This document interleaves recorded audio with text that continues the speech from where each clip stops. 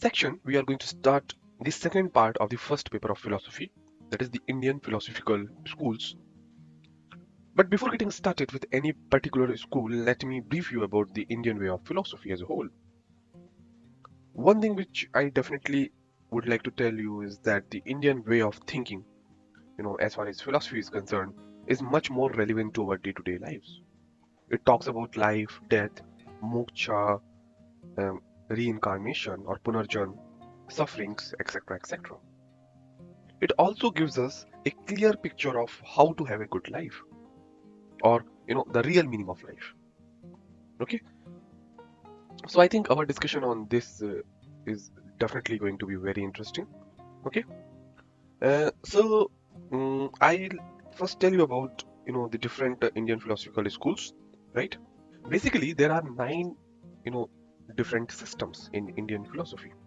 Okay, they are the Charvaka system, the Jaina system, the Buddha system, the Nyaya system, Vaiseshika, Sankhya, Yoga, the Mimamsa, and the last one is the Vedanta. Liberation, as per the Indian philosophical schools, all of them they tell that the liberation is the ultimate goal.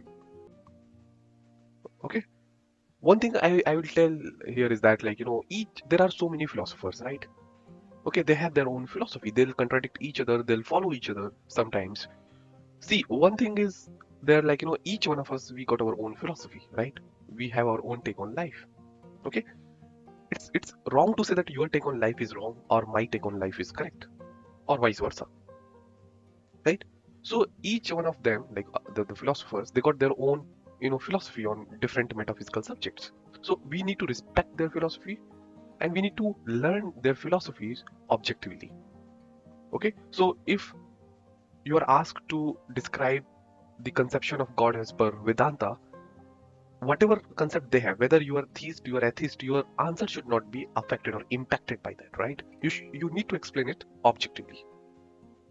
Okay, there are different opinions, right? For different people.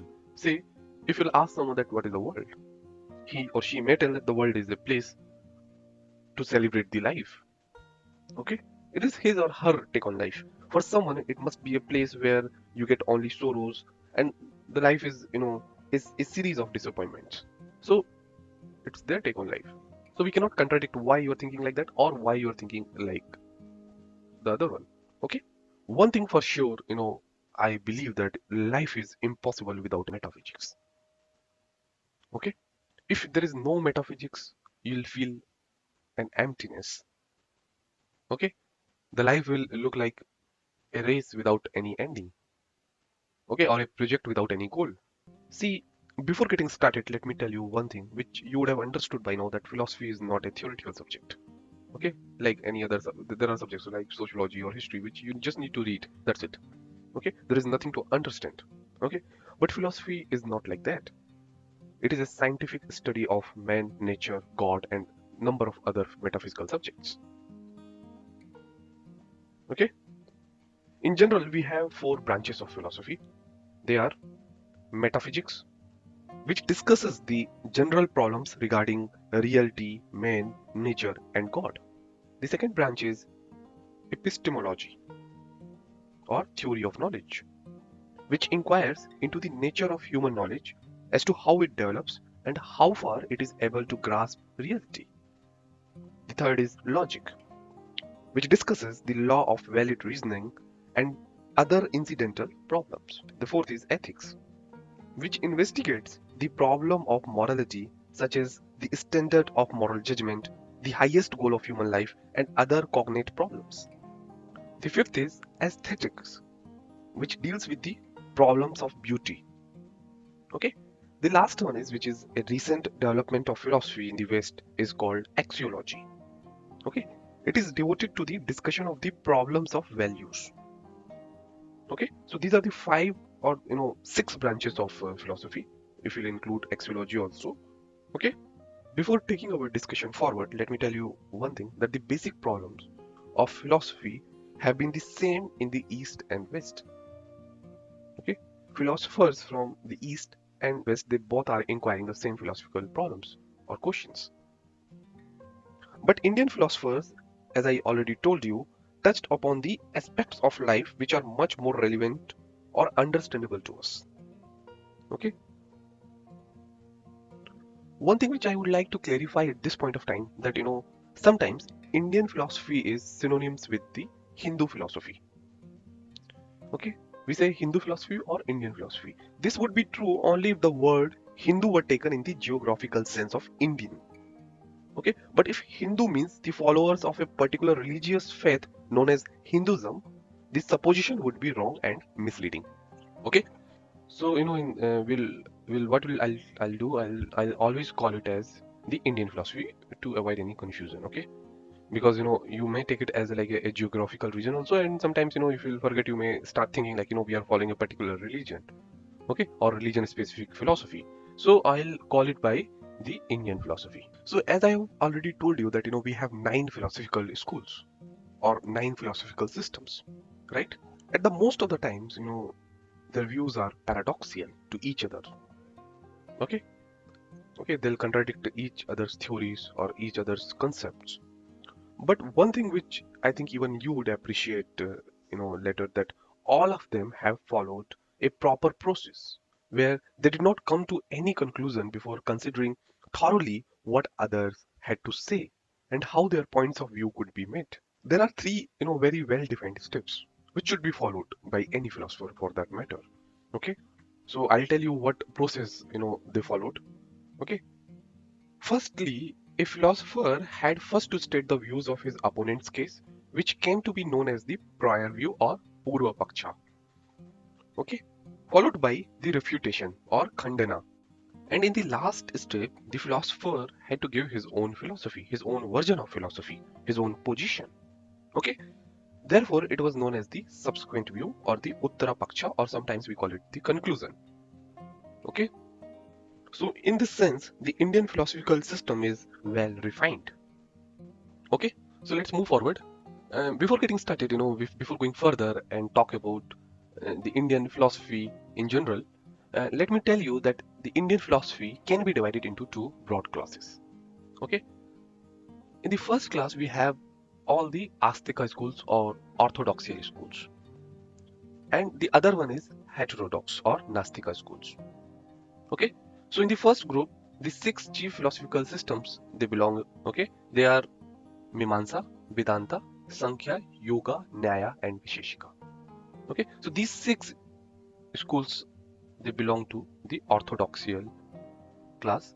Okay, they are regarded as orthodox not because they believe in God, but because they accept the authority of the Vedas. Okay, the Mimamsa and the Sankhya do not believe in God as the creator of the world. Yet they are also called the orthodox because they believe in the authoritativeness of the Vedas. Under the other class of heterodox systems, the chief three are the schools of the materialists, okay, like Charvakas, the Buddhas, and the Jainas. They are called Nastika or heterodox because they do not believe in the authority of the Vedas, as simple as that. Okay, before moving to the next topic, let me tell you something about Vedas because here we are talking about the Vedas, right? Okay, the Vedas are the earliest available records of Indian literature and subsequent Indian thought, especially different philosophical speculations. Most of them are generally influenced by the Vedas, either positively or negatively, but one or other form of influence is there. Some of the philosophical systems accepted Vedic authority while some of them opposed it. Okay? The Mimamsa and the Vedanta may be regarded as the direct continuation of the Vedic culture. The Vedic tradition had two sides, ritualistic and speculative, or karma and janana. The Mimamsa emphasized the ritualistic aspect and evolved a philosophy to justify and help the continuation of the Vedic rites and rituals. On the other hand, the Vedanta emphasized the speculative aspect of the Vedas and developed an elaborate philosophy out of Vedic speculations. As both these schools were direct continuation of Vedic culture, both are sometimes called by the common name. One is called the Purva Mimamsa and the other one is called the Uttar Mimamsa or Karma Mimamsa and Janana Mimamsa. Okay, but generally we'll call it Mimamsa and Vedanta respectively. Okay,